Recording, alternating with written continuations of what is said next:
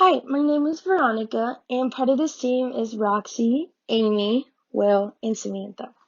And we decided to choose the Red Mountain AVA in Washington State as our wine region. Okay, so let's talk about geography.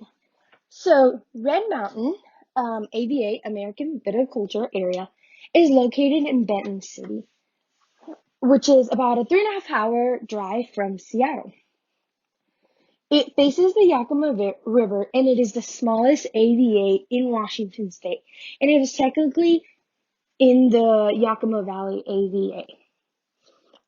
This area was created, or the soil was created because of the Missoula floods over 10,000 years ago.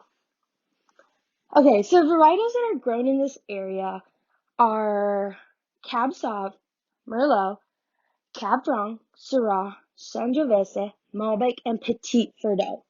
And this is because they are bolder wines with higher tannins as well as very fruit forward.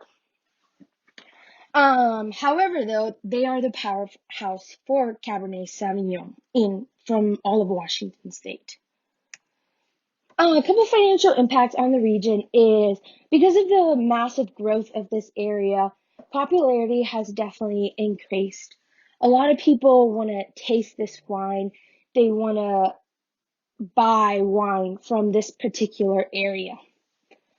Founders back in the day bought the land for about $200 per acre, and now, because it's such a premium vineyard, it goes for about 120 times that price. Now, most of these wineries in the Red Mountain are family owned. An example is Col Solare. Col Solare is an 123 generation family owned winery that comes from Italy. And another one is Fidelitas. There are about a little bit over 15 wineries in this area. Okay, so the biggest part of this is the terroir. Terroir is a French word for sense of the land.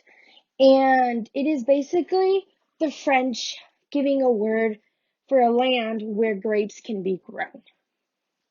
Now, the Red Mountain AVA faces the Yakima River. It is the hottest AVA in Washington State. It has a desert climate-like weather, and it has a lot of dry soil, which equals high tannin in red wines with concentrated fruit flavors. Grapes enjoy a good exposure to sunlight, and sunshine is followed by nights cooled by the air that come from that Yakima River Valley.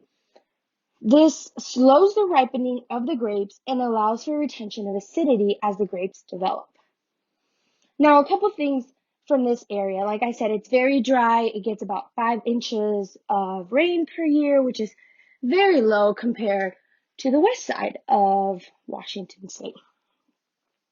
And it also gets two more hours of sunshine than Napa down in California, which again helps with the ripening of the grapes since it gets such heat during this time. It can go up to 90 degrees.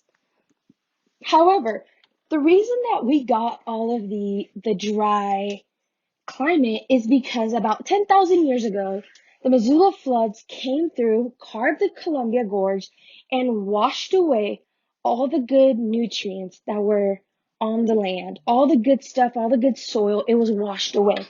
Since this happened multiple times. Now, this is actually great for growing grapes because grapes love to dig in their roots deep into the ground and like to be under constant stress in order for them to produce good grapes. So that worked out pretty well for us. Now, a little bit of history about this region. John Williams and Jim Holmes were the first one to walk on this land back in 1972, when the land was bare. Nobody grew anything. There was no agriculture going around, nothing. And around 1975, they were able to get water, power, and property rights to start building something on this empty land. And they planted the first 10 acres of the vineyard, and they built just they started reaching out to people and were able to get wineries to come and purchase this land. This Red Mountain was officially named an American Viticulture Area, AVA, as of 2001. So it's still a fairly young AVA. Now, a couple interesting facts is that it is the smallest, warmest, and most expensive and growing wine region in Washington. It is, some people would say it is the Napa of Washington state. There are about 54 vineyards in this area with about 15-ish or more wineries.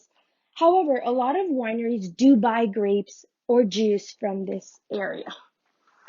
And I think the best fun fact is that wines in this area have received a 100-point Robert Parker rating, which is the first time for a non-California American wine has received this kind of rating.